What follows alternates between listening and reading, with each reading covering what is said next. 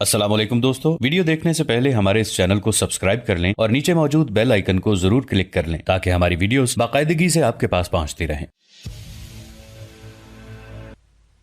जब दीवार हजर अस्वद तक उठ गई तो हर सरदार ने चाहा हजर अस्वद को उसकी जगह रखने का शरफ उसे हासिल हो। इस पर सख्त झगड़ा उठ खड़ा हुआ जो 4-5 रोज तक जारी रहा। किसी तरह फैसला न हो पाया कि हजर अस्वद कौन रखेगा और करीब था कि हरम में खून रेजी हो जाए, लेकिन अबू उमैया की एक तजवीज सबने मंजूर कर ली। अबू उमैया सबसे ज्यादा उम्र रसीदा था। उसने कहा, मेरी तजवीज यह है कि कल सुबह मस्जिद हराम के दरवाजे से जो शख्स सबसे पहले दाखिल हो उससे फैसला करा लिया जाए, यानी वो जिसके हक में फैसला दे दे हजर अस्वद वही उसकी जगह पर रखेगा। दूसरे दिन सुबह सवेरे जो शख्स सबसे पहले दाखिल हुआ वो नबी अकरम सल्लल्लाहु अलैहि वसल्लम थे। कुरैश आपको देखते ही बोल पड़े, हादल अमीन रज़ीना हादा मुहम्मद, ये तो मुहम्मद हैं जो कि अमीन हैं, हम इनसे राजी हैं। फिर आप उनके नजदीक पहुंचे तो आपको तफसील सुनाई गई। आपने इस मसले का हल ये निकाला कि एक चादर ली, उसमें हजर अस्वद को रखा और सब सरदारों से कहा, इस चादर को सब लोग किनारों से पकड़कर उठाएं। सबने ऐसा ही किया।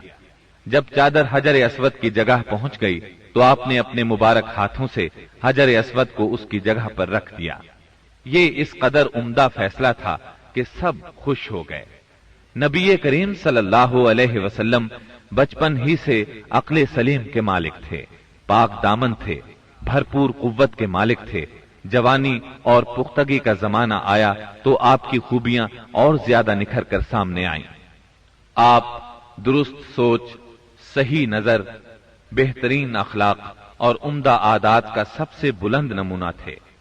सच्चाई और अमानत, सब्र और शुक्र, हया और वफा, खैर खाही और तवाज़ो सभी में मुमताज थे। भलाई और एहसान में आपका कोई सानी नहीं था।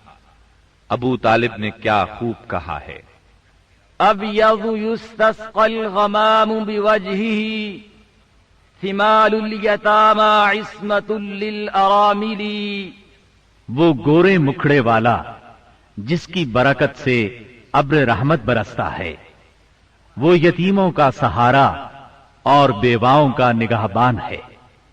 आप बहुत सिला रहमी करने वाले थे, लोगों का बोझ अपने सर लेते थे। कंगाल की ऐसी मदद फरमाते कि मालदार हो जाता या रोजगार से लग जाता। मेहमान की मेहमानी करते और मुसीबत के मारे हुओं से ताउन फरमाते। अल्लाह ताला ने आपकी हिफाजत और निगाहबानी का खास इंतजाम फरमाया था और कौम के अंदर फैली हुई खुराफात और बुराइयों के खिलाफ आपके दिल में नफरत डाल दी थी। चुनाचे आप बुतों की ईद पर हाजिर होते, न शिर्क के मेलों में जाते और न आप आस्तानों या गैरुल्लाह के नाम पर ज़बह किया हुआ जानवर खाते, न बुतों ही को छूते और न उनसे तकर्रुब हासिल करते थे। लात और उज्जा की कसम तो सुनना भी गवारा न फरमाते। शराब नोशी और खेल कूद की मजलिसों से आप इंतहाई दूर थे। ऐसी किसी मजलिस में आपने कभी शिरकत न फरमाई, जबकि यही मजलिस जवानों की तफरीह और दोस्तों से मुलाकात के मुकामात थी। अल्लाह ने आपको खलवत पसंदी अता फरमाई थी। अरबों की जहालत और गुनाह आलूद जिंदगी ने आपको अफसुर्दा और गमगीन बना दिया था। आप अपने अतराफ में फैली हुई इंसानी इज्तिमाई जिंदगी का मुशाहदा फरमाते तो आपको ये महसूस करके दुख होता कि एक अल्लाह की इबादत का तसव्वुर देने वाले दीन को वो लोग बिल्कुल भूल चुके थे। उस दीन को जो उनके जद्दे अमजद सैयदना इब्राहीम अलैहिस्सलाम का दीन था, उसे बिल्कुल फरामोश कर चुके थे। वो अपने हाथों से काबे की तामीर नौ बड़े एहतराम से करते थे, लेकिन खाना काबा में बुत रखकर उनकी पूजा करते थे। ये शिर्क नहीं तो और क्या है, मुनाफिकत, और कहते किसको हैं? जुआ, शराब नोशी, बुत परस्ती और बेहयाई माशरे का जुज बन चुकी है। अल्लाह ताला की वहदानियत का तसव्वुर तो पाया जाता है, मगर इस तसव्वुर को बुत परस्ती के ज़ौक़ और शौक ने बहुत धुंधला कर दिया है। बुतों की शक्ल में अपने माबूद घर लिए हैं। हर कबीले और हर खानदान का एक पसंदीदा बुत है और काबे में 360 बुत रखे हुए हैं। बुत परस्ती के शौक का ये आलम है कि कुरैश सफर में जाते हैं तो सत्तू के बुत बना लेते हैं और जब जरूरत पड़ती है तो अपने माबूदों को घोल कर पी लेते हैं। कुरैश के मुआशरे और अरब के माहौल में औरत बेचारी की हालत इस कदर पस्त, जलील और रद्दी है कि वो ऊंटों, बकरियों और गल्ले की तरह तिजारत की चीज बन चुकी है। शादियों पर कोई पाबंदी, कोई रोक नहीं। एक मर्द जितनी औरतों से चाहे शादी कर सकता है और दूसरी तरफ औरत भी जितने मर्दों को पसंद करे उनसे ताल्लुक पैदा कर सकती है। चोरी छुपे आशनाई से लेकर खुली बेहयाई तक हर बुराई की जाती है। पस्ती और गिरावट की इंतहा है कि मनकूला और मौरूसी जायदाद की तरह बाप की बीवियां भी बेटे को वर्षे में मिलती हैं और वो अपनी हकीकी मां के सिवा अपनी सुतेली माओं से शादी करने में किसी किस्म की आर महसूस नहीं करता। इस बेहयाई के साथ अरबों में एक शदीद मुजरिमाना किस्म की गैरत भी पाई जाती है। वो ये कि हमारी लड़कियां किसी को ब्याह ही न जाएं, कोई मर्द हमारा दामाद न बने। संग दिली की हद तक इस गैर फितरी गैरत के सबब लड़कियां जिंदा दफन की जाती हैं और इस इंतहा दर्जे की बेरहमी पर उल्टा फख्र किया जाता है। आका को गुलामों की मौत और जिंदगी पर पूरा मालिकाना इख्तियार हासिल है। मुल्क में कोई मरकजियत नहीं पाई जाती। हर कबीला अपने एक सरदार के मातहत खुद मुख्तार बना बैठा है। इस चीज ने कबाइल को शदीद किस्म की रकाबतों में मुब्तला कर दिया है। जरा जरा सी बात पर तलवारें नियाम से बाहर आ जाती हैं और बड़ी खौफनाक जंगें होती हैं जिनका सिलसिला कई पुश्तों तक जारी रहता है। आने वाली नस्लें अपने असलाफ और आबाओ अजदाद के खून का इंतकाम लेती हैं। घुड़दौड़ में घोड़ा दौड़ाने पर झगड़ा, खेतों में बकरियां चराने पर लड़ाई और चश्मों से पानी भरने पर खूंरेजी करते हैं। अपने दुश्मनों को कत्ल करके उनकी खोपड़ियों में शराब पीते हैं। अरब कौम जाहिल है, लिखना पढ़ना नहीं जानती, मगर इन्हें अपनी शायरी और जुबानदानी पर इतना घमंड और गुरूर है कि सारी दुनिया को अपनी फसाहत और शायरी के मुकाबले में गुंगा ख्याल करते हैं। तबाहुम परस्ती इंतहा को पहुंची हुई है। जरा जरा सी बात पर फाल निकालते हैं, पांसे फेंकते हैं। हर तरफ कहानत का जोर है। काहिनों से अपनी तकदीर और मुस्तकबिल के बारे में पूछते हैं। अरब के बाशिंदे उस आदमी को काबिल इज्जत और शरीफ समझते हैं जिसके पास बहुत ज्यादा ऊंट, बकरियां और खजूर के बागात हों, बहुत सी दौलत हो, गुलाम हो, कनीजें हो। नेकी, परहेजगारी और शराफत का तसव्वुर ही उनके जहनों से निकल चुका है। यही वो दौर है जिसको दौरे जहालत कहा जाता है। अरब के मुआशरे की बुराइयों ने उनकी फितरी सलाहियतों को दबा दिया है। मसलन शुजाअत, हुर्रियत, आहद की पाबंदी, मेहमान नवाजी, जफाकशी, फसाहत और जुबानदानी, खुद एतमादी और किसी की मदद के बगैर अपनी हिफाजत खुद करने का जज्बा। इन तमाम खूबियों से अरब आशना हैं, लेकिन इनकी ये खुसूसियात सही रहनुमाई न होने की वजह से गलत राहों पर पड़ गई थी और उनका बेजा इस्तेमाल हो रहा था। मुल्क में बाज ऐसे कबाइल भी पाए जाते थे जो खाना बदोश थे। जहां पानी का चश्मा, सब्जा और खजूरों के झुंड नजर आए वहीं डेरे डाल दिए और जब यहां से जी उकता गया तो अपना मुख्तसर सा सामान ऊंटों पर लाद कर वहां से चल दिए। ये थे अरब के अफसोसनाक हालात, लेकिन ये यहां तक महदूद नहीं थे। उस जमाने में दुनिया के गोशे गोशे में ऐसी ही पस्ती पाई जाती थी। कहीं आग की पूजा होती थी, कहीं मोहब्बत और नफरत के देवताओं के आगे सर झुकाए जाते थे। गरज अल्लाह ताला के सिवा उसकी सारी मखलूक की इबादत हो रही थी। हद यह है कि सांप, दरख्त और बंदर तक माबूद बने हुए थे।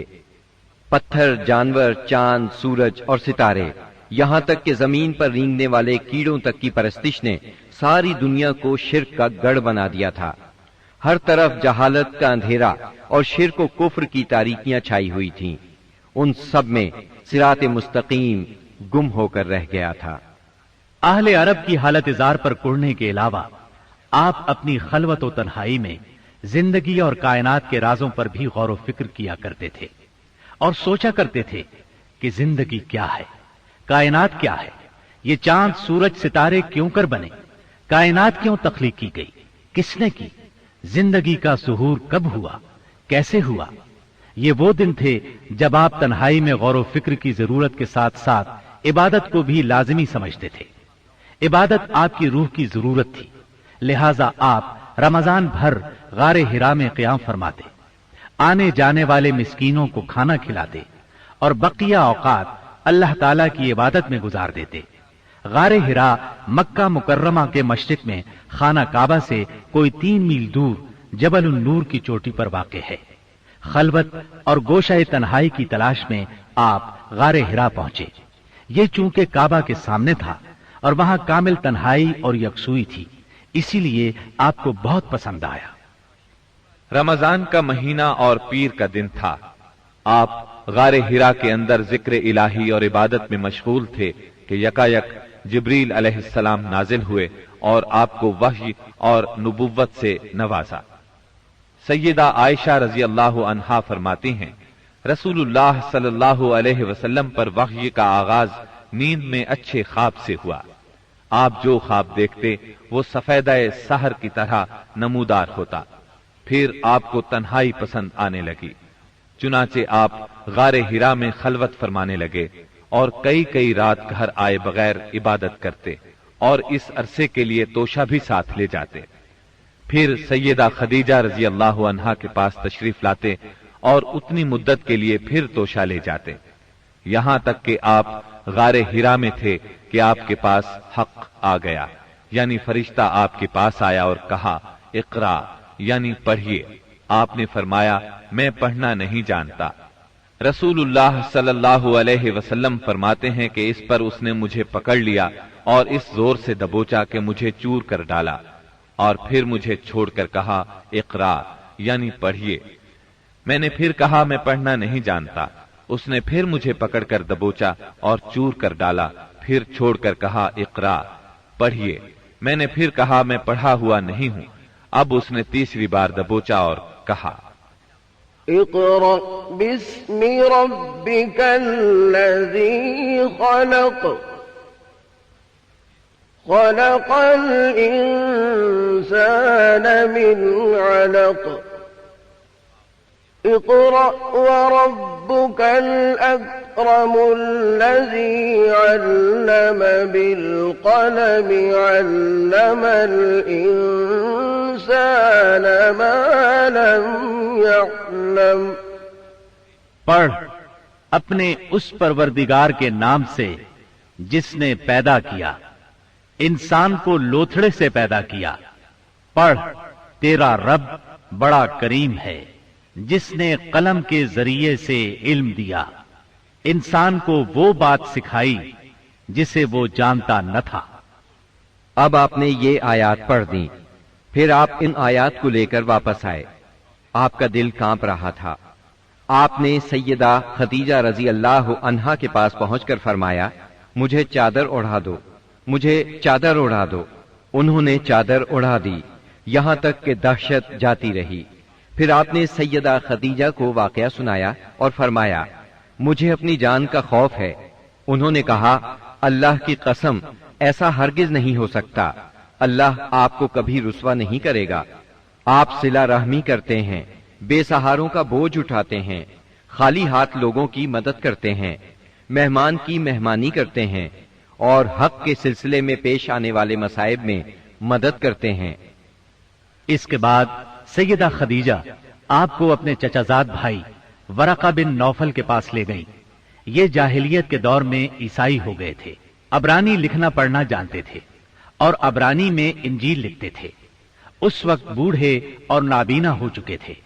सैयदा खदीजा रज़ी अल्लाह अन्हा ने उनसे कहा, भाईजान आप अपने भतीजे की बात सुने। वरका बिन नौफल ने कहा, भतीजे कहो तुम क्या कहते हो। आपने जो कुछ देखा था बयान कर दिया। इस पर वरका बोले, ये तो वही फरिश्ता है जो मूसा अलैहिस्सलाम पर नाजिल हुआ था। काश मैं उस वक्त जिंदा होता जब आपकी कौम आपको निकाल देगी। आपने हैरान होकर फरमाया, मेरी कौम मुझे निकाल देगी? वरका बिन नौफल बोले, हां, कोई ऐसा आदमी नहीं जो तुम जैसा पैगाम लाया हो और उससे दुश्मनी न की गई हो, और अगर मैं उस वक्त तक जिंदा रहा तो तुम्हारी जबरदस्त मदद करूंगा। लेकिन इसके बाद जल्द ही ورقہ بن نوفل فوت ہو گئے اور ادھر وحی کا سلسلہ رک گیا۔ وحی کی بندش سے آپ کو سخت رنج و ملال ہوا، لیکن مصلحت الہی اسی میں تھی، کیونکہ اس طرح خوف جاتا رہا، معاملے کی نوعیت سمجھنے کا موقع ملا، اور دوبارہ وحی کی مشقت برداشت کرنے پر طبیعت صرف آمادہ ہی نہیں ہوئی بلکہ ایک گونا شوق اور طلب بھی پیدا ہوئی، اور آپ دوبارہ وحی کا انتظار کرنے لگے۔ ادھر آپ گوشہ نشینی کی بقیہ مدت پوری کرنے کے لیے ورقہ کے پاس سے پلٹ کر دوبارہ غار حرا میں تشریف لا چکے تھے۔ جب ماہ رمضان ختم ہو گیا اور آپ کی اعتکاف کی مدت پوری ہو گئی تو عادت کے مطابق پہلی شوال کی صبح حرا سے اتر کر مکہ معظمہ روانہ ہوئے۔ نبی کریم صلی اللہ علیہ وسلم ارشاد فرماتے ہیں، میں پہاڑ سے اتر کر میدان میں پہنچا تو مجھے پکارا گیا، میں نے دائیں دیکھا، کچھ دکھائی نہ دیا، بائیں دیکھا تو بھی کچھ دکھائی نہ دیا، سامنے دیکھا تو بھی کچھ دکھائی نہ دیا، پھر پیچھے دیکھا تو وہاں بھی کچھ نظر نہ آیا۔ اس کے بعد میں نے سر اوپر اٹھایا تو کیا دیکھتا ہوں کہ جو فرشتہ حرا میں میرے پاس آیا تھا وہی آسمان و زمین کے درمیان موجود ہے۔ یہ دیکھ کر میرا پورا وجود اس کے رعب سے بھر گیا، یہاں تک کہ میں زمین کی طرف جھک گیا۔ پھر میں خدیجہ کے پاس آیا اور کہا، مجھے چادر اڑا دو، مجھے چادر اڑا دو، مجھے کمبل اڑا دو، ٹھنڈے پانی کے چھینٹے مارو۔ انہوں نے کمبل اڑا دیا، ٹھنڈے پانی کے چھینٹے مارے، پھر یہ آیات نازل ہوئیں، یا ایھا المدثر قم فانذر وربک فکبر وثيابك فطهر والرجز فاهجر۔ اے کمبل پوش، اٹھ اور لوگوں کو ان کی بدعملی کے نتائج سے ڈرا، اپنے رب کی بڑائی بیان کر اور اپنے کپڑے پاک رکھ اور گندگی سے الگ تھلگ رہ۔ بعثت نبوی کے ابتدائی 3 برسوں میں آپ چپکے تبلیغ کرتے رہے۔ اس دوران میں سیدنا ارقم رضی اللہ عنہ کا گھر اسلامی تحریک کا مرکز بنا۔ یہ گھر کوہ صفا کے دامن میں واقع تھا۔ نمازیں گھروں کے اندر اور پہاڑوں کی گھاٹیوں میں پڑھی جاتی رہیں۔ اس تبلیغ کے ذریعے سے چراغ جلتا رہا۔ آپ نے سب سے پہلے ان لوگوں کو تبلیغ فرمائی جن کے آپ کے ساتھ تعلقات تھے۔ آپ کو اپنے ان قریبی ساتھیوں کی طرف سے مایوسی کا سامنا نہیں کرنا پڑا۔ عورتوں میں آپ کی زوجہ سیدہ خدیجہ رضی اللہ عنہا، غلاموں میں زید بن حارثہ رضی اللہ عنہ، مردوں میں سیدنا ابو بکر صدیق رضی اللہ عنہ اور لڑکوں میں سیدنا علی رضی اللہ عنہ نے سب سے پہلے اسلام قبول کیا۔ خفیہ دعوت و تبلیغ کا یہ سلسلہ قریباً 3 سال تک جاری رہا۔ اس عرصے میں جن حضرات نے اسلام قبول کیا ان کے نام یہ ہیں: بلال بن رباح، عثمان بن عفان، زبیر بن عوام، عبد الرحمن بن عوف، طلحہ بن عبید اللہ، سعد بن ابی وقاص، عمرو بن انبسہ، خالد بن سعد بن عاص، عمار بن یاسر، خباب بن ارت، ابو عبیدہ بن جراح، سعید بن زید، جعفر بن ابی طالب، عبداللہ بن مسعود، ابو سلمہ، عثمان بن مظعون، صہیب رومی اور ارقم رضی اللہ عنہم۔ مجموعی طور پر قریباً 40 افراد نے اسلام قبول کیا۔ ان حضرات کو السابقون الاولون کہا گیا۔ اس خاموش تبلیغ کے نتیجے میں 40 افراد نے اسلام قبول کیا۔ اس طرح اسلام کی بنیاد مضبوط ہو گئی۔ تب اللہ کا حکم آیا، اے کمبل لپیٹ کر لیٹنے والے، اٹھو اور خبردار کرو، اپنے رب کی بڑائی کا اعلان کرو۔ یہ سورہ مدثر کی پہلی 2 آیات کا ترجمہ ہے۔ ان میں نبی صلی اللہ علیہ وسلم کو اس عظیم اور جلیل کام کے لیے اٹھنے اور نیند کی چادر پوشی اور بستر کی گرمی سے نکل کر جہاد، کوشش اور مشقت کے میدان میں آنے کے لیے کہا گیا۔ یا ایھا المدثر قم فانذر، اے چادر پوش، اٹھ اور ڈرا۔ گویا کہا جا رہا ہے جسے اپنے لیے جینا ہے وہ تو راحت کی زندگی گزار سکتا ہے، لیکن آپ جو اس زبردست بوجھ کو اٹھا رہے ہیں تو آپ کو نیند سے کیا تعلق، آپ کو راحت سے کیا سروکار، آپ کو گرم بستر سے کیا مطلب، پرسکون زندگی سے کیا نسبت، راحت بخش ساز و سامان سے کیا واسطہ۔ آپ اٹھ جائیے اس عظیم کام کے لیے جو آپ کا منتظر ہے، اس بھاری بوجھ کے لیے جو آپ کے لیے تیار ہے۔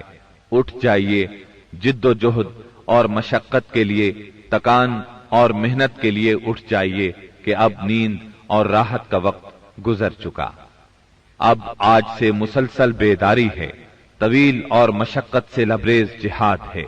اٹھ جائیے اس کام کے لیے مستعد اور تیار ہو جائیے۔ یہ بڑا عظیم اور پرہیبت حکم ہے۔ اس نے نبی صلی اللہ علیہ وسلم کو پرسکون گھر، گرم آغوش اور نرم بستر سے کھینچ کر تند طوفانوں اور تیز جھکڑوں کے درمیان انتہائی گہرے سمندر میں لا کھڑا کیا، لوگوں کے ضمیر اور زندگی کے حقائق کی کشاکشی کے درمیان پہنچا دیا۔ پھر رسول اللہ صلی اللہ علیہ وسلم اٹھ گئے اور قریباً 20 سال تک اٹھے رہے۔ آپ نے اپنا چین، سکون اور آرام چھوڑ دیا۔ زندگی اپنے لیے نہ رہی، اہل و عیال کی نہ رہی۔ آپ اٹھے تو پھر اٹھے ہی رہے۔ کام اللہ کی طرف دعوت دینا تھا۔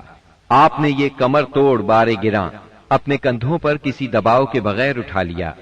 یہ بوجھ تھا، اس روئے زمین پر امانت کبریٰ کا بوجھ، ساری انسانیت کا بوجھ، سارے عقیدے کا بوجھ، میدانوں میں جہاد اور دفاع کا بوجھ۔ آپ نے 20 سال سے زیادہ عرصے تک مسلسل اور ہمہ گیر مارکا آرائی میں زندگی بسر کی، اور اس پورے عرصے میں جب سے آپ نے وہ آسمانی ندا، اللہ کی آواز سنی اور یہ بھاری ذمہ داری پائی، آپ کو کوئی ایک حالت کسی دوسری حالت سے غافل نہ کر سکی۔ اللہ آپ کو ہماری طرف سے اور ساری انسانیت کی طرف سے بہترین اجر عطا فرمائے، آمین۔ پھر اللہ تعالی نے آپ کو حکم دیا، فاصدع بما تؤمر وأعرض عن المشركين۔ اے نبی، جس بات کا آپ کو حکم دیا گیا ہے اس کا صاف صاف اعلان کر دیجئے اور مشرکین سے رخ پھیر لیجئے۔ پھر مزید حکم ہوا، وأنذر عشيرتك الأقربين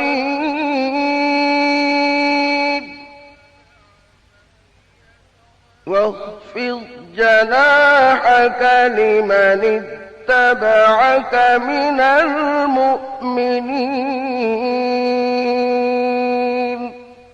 اور سب سے پہلے اپنے قریبی رشتہ داروں کو کفر اور شرک سے ڈرائیے، اور جو ایمان لے آئے اور آپ کی پیروی کرے اس کے ساتھ نرمی اور شفقت کا معاملہ فرمائیے۔ جب آپ کو عام دعوت دینے کا حکم دیا گیا اور یہ ہدایت نازل ہوئی کہ آپ اپنے قریب ترین عزیزوں کو سب سے پہلے اللہ کے عذاب سے ڈرائیں، تو آپ نے صبح سویرے کوہ صفا پر چڑھ کر بلند آواز سے پکارا، یا صباحا۔ عرب میں یہ صدا وہ شخص لگاتا تھا جو صبح کے جھٹپٹے میں کسی دشمن کو اپنے قبیلے پر حملہ کرنے کے لیے آتے دیکھ لیتا تھا۔ آپ کی یہ آواز سن کر لوگوں نے پوچھا، یہ کون پکار رہا ہے؟ بتایا گیا، یہ محمد کی آواز ہے۔ اس پر قریش کے تمام خاندانوں کے لوگ آپ کی طرف دوڑ پڑے۔ جو خود آ سکتا تھا وہ خود آیا، جو نہیں آ سکتا تھا اس نے اپنی طرف سے کسی کو بھیج دیا۔ جب سب لوگ جمع ہو گئے تو آپ نے قریش کے ایک ایک خاندان کا نام لے لے کر پکارا، اے بنی ہاشم، اے بنی عبد المطلب، اے بنی فہر، اگر میں تمہیں یہ بتاؤں کہ اس پہاڑ کے پیچھے ایک لشکر تم پر حملہ کرنے کے لیے تیار ہے تو کیا تم میری بات کو سچ مانو گے؟ کیونکہ میں ایسی جگہ کھڑا ہوں جہاں سے میں ادھر بھی دیکھ رہا ہوں اور ادھر بھی۔ سب نے یک زبان ہو کر کہا، ہم آپ کی بات فوراً مان لیں گے، ہم نے کبھی آپ کو جھوٹا نہیں پایا، ہم نے ہمیشہ آپ کو سچا ہی پایا ہے۔ تب آپ نے فرمایا، میں تمہیں ایک سخت عذاب سے پہلے خبردار کرنے کے لیے بھیجا گیا ہوں۔ آپ کا چچا ابو لہب بھی اس مجمع میں موجود تھا۔ وہ آپ کا خطاب سن کر سخت برہم ہوا، کہنے لگا ستیہ ناس جائے تیرا، کیا اس لیے تو نے ہمیں جمع کیا ہے؟ ایک روایت میں یہ بھی ہے کہ اس نے پتھر اٹھایا تاکہ آپ کو کھینچ مارے۔ اس طرح مکے میں اعلانیہ تبلیغ کی ابتدا ہوئی، لوگ مسلمان ہونے لگے۔ مسلمان ہونے والوں میں زیادہ تر نوجوان لوگ تھے۔ اس طرح ان کے بڑوں کو بہت دکھ ہوا کہ ہماری اجازت اور مرضی کے بغیر یہ کیوں پرانے قومی دین سے پھر گئے۔ ان لوگوں نے اپنے نو عمر رشتہ داروں کو طرح طرح سے اذیتیں دی، مارا پیٹا، بیڑیاں لگا کر قید کیا، چھت کے بغیر کمروں میں بند کیا، تپتی ریت پر ننگے بدن لٹایا، مگر یہ تمام اذیتیں بے اثر رہیں۔ ان لوگوں میں آزاد مرد اور عورتیں بھی تھیں، لونڈی اور غلام بھی تھے۔ لونڈیوں اور غلاموں کو ان کے آقاؤں نے شدید تکالیف پہنچائیں۔ اسی طرح موالی بھی تھے، یعنی غیر قبیلوں کے عرب، جو اہل مکہ میں کسی ایک کے ساتھ کسی معاہدے کے ذریعے سے موالی بن گئے تھے، مطلب یہ کہ ان کے حلیف بن گئے تھے۔ ان میں سے ایک سیدنا عمار بن یاسر رضی اللہ عنہ کا خاندان بھی تھا۔ ان کے خاندان کو خاص طور پر ظلم کا نشانہ بنایا گیا۔ سیدنا یاسر رضی اللہ عنہ پر اتنا ظلم ڈھایا گیا کہ وہ شہید ہو گئے۔ سیدہ سمیہ رضی اللہ عنہا جو سیدنا عمار کی والدہ تھی، انہیں ابو جہل نے نیزہ مار کر شہید کر دیا۔ یہ اسلام میں پہلی شہید خاتون ہیں۔ جلد ہی قرآن کریم میں بت پرستی کے خلاف سخت آیات نازل ہوئیں۔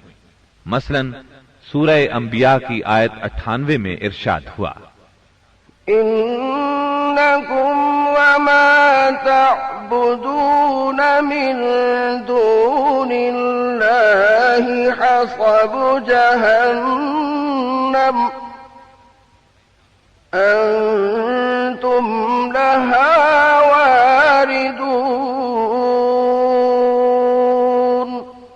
بے شک تم اور وہ بت جن کو تم اللہ کے سوا پوجا کرتے ہو سب دوزخ کا ایندھن ہوں گے اور تم سب اس میں داخل ہو کر رہو گے۔ اس پر مشرکین کے ظلم و ستم میں اور شدت آ گئی۔ آپ کی ذات کے خلاف اور اسلام کے حلقے میں داخل ہونے والوں کے خلاف تیزی آ گئی۔ خاص طور پر ابو جہل اور ابو لہب نے انسانیت کی حدود پھلانگ ڈالی۔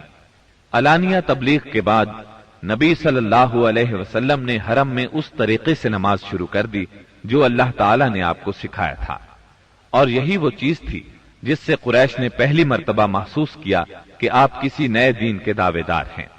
اس پر ابو جہل کی جاہلیت اور بھڑک اٹھی۔ اس نے آپ کو دھمکانا شروع کر دیا۔ آپ سے سخت لہجے میں کہا، حرم میں اس طریقے سے عبادت نہ کریں۔ پھر ابو جہل نے قریش کے لوگوں سے پوچھا، کیا محمد تمہارے سامنے زمین پر اس طرح اپنا منہ ٹکاتے ہیں؟ ان لوگوں نے کہا ہاں۔ اس پر اس نے کہا، لات اور عزا کی قسم، اگر میں نے اسے اس طرح نماز پڑھتے دیکھ لیا تو میں اس کی گردن پر اپنا پاؤں رکھ دوں گا اور اس کا چہرہ زمین پر رگڑ دوں گا۔ پھر ایسا ہوا کہ اس نے آپ کو نماز پڑھتے دیکھ لیا۔ وہ فوراً آپ کی طرف لپکا۔ وہ اپنے اعلان کے مطابق آپ کی گردن مبارک پر اپنا ناپاک پاؤں رکھنا چاہتا تھا کہ اسی وقت لوگوں نے اسے گھبرا کر خوف زدہ انداز میں پیچھے ہٹتے دیکھا۔ وہ اپنے منہ کو کسی چیز سے بچانے کی کوشش کر رہا تھا۔ لوگوں نے اس سے پوچھا، تجھے کیا ہوا؟ اس طرح پیچھے کیوں ہٹ آیا؟ اس نے کہا، میرے اور اس کے درمیان اچانک آگ کی ایک خندق اور کوئی ہولناک چیز تھی اور کچھ پر تھے۔ اس کی یہ بات کسی نے آپ کو بتائی تو آپ نے فرمایا، اگر وہ میرے قریب پھٹکتا تو فرشتے اس کے چیتھڑے اڑا دیتے۔ سیدنا ابن عباس رضی اللہ عنہ سے روایت ہے کہ رسول اللہ صلی اللہ علیہ وسلم مقام ابراہیم پر نماز پڑھ رہے تھے۔ ایسے میں ابو جہل کا ادھر سے گزر ہوا۔ اس نے کہا، اے محمد، کیا ہم نے تمہیں اس سے منع نہیں کیا تھا؟ یہ کہہ کر وہ آپ کو دھمکیاں دینے لگا۔ جواب میں آپ نے بھی اسے سختی سے جھڑک دیا۔ اس پر اس نے کہا، اے محمد، تم کس بل پر مجھے ڈراتے ہو؟ اللہ کی قسم، اس وادی میں میرے حمایتی سب سے زیادہ ہیں۔ ایک دن کسی جگہ اونٹ ذبح کیا گیا۔ ابو جہل نے عقبہ بن ابی معیط کو بھیجا کہ جا کر اوجھڑی اٹھا لائے۔ اور جب آپ سجدے میں جائیں تو اس کو آپ کی پیٹھ پر رکھ دے۔ اس نے ایسا ہی کیا۔ وہ اس قدر وزنی تھی کہ آپ سجدے سے سر نہ اٹھا سکے۔ سیدہ فاطمہ رضی اللہ عنہا اس وقت بچی تھیں۔ انہیں اطلاع ملی تو وہ دوڑی آئیں اور اس غلیظ بوجھ کو آپ کی کمر مبارک سے اتارا۔ سیدنا عمرو بن عاص چشمدید واقعہ بیان کرتے ہیں۔ ایک روز نبی اکرم صلی اللہ علیہ وسلم خانہ کعبہ میں نماز پڑھ رہے تھے۔ عقبہ بن ابی معیط آیا۔ اس نے اپنی چادر کو لپیٹ دے کر آپ کی گردن مبارک میں ڈال دیا اور بل دینے لگا۔ جب اس نے بل پر بل دیے تو آپ کی گردن مبارک بھنج گئی۔ آپ اسی طرح اطمینان قلب سے سجدے میں پڑے رہے۔ اتنے میں سیدنا ابو بکر صدیق رضی اللہ عنہ وہاں پہنچ گئے۔ انہوں نے دھکے دے کر عقبہ بن ابی معیط کو ہٹایا اور ان سے فرمایا، أتقتلون رجلا أن يقول ربي الله وقد جاءكم بالبينات؟ کیا تم ایک ایسے شخص کو مارتے ہو اور صرف اس جرم میں کہ وہ کہتا ہے میرا پروردگار اللہ ہے اور وہ تمہارے پاس روشن دلائل لے کر آیا ہے؟ ان کے ایسا کہنے پر چند شریر سیدنا صدیق اکبر رضی اللہ عنہ پر ٹوٹ پڑے اور انہیں خوب زد و کوب کیا۔ انہی واقعات پر سورہ علق کی آیات 6 تا 19 نازل ہوئیں، اور اسی سورت کی پہلی 5 آیات نازل ہونے کے بعد سب سے پہلے اسلام کا اظہار نبی کریم صلی اللہ علیہ وسلم نے نماز ہی سے کیا تھا، اور کفار سے آپ کی مٹ بھیڑ کا آغاز بھی حرم میں آپ کے نماز پڑھنے سے ہوا تھا۔ دوستو آج کے لیے اتنا ہی۔ ہمارے اس چینل کو سبسکرائب کر کے نیچے موجود بیل آئیکن کو بھی ضرور کلک کیجیے گا۔ اگلی ملاقات تک کے لیے ہمارا اور آپ کا اللہ نگہبان۔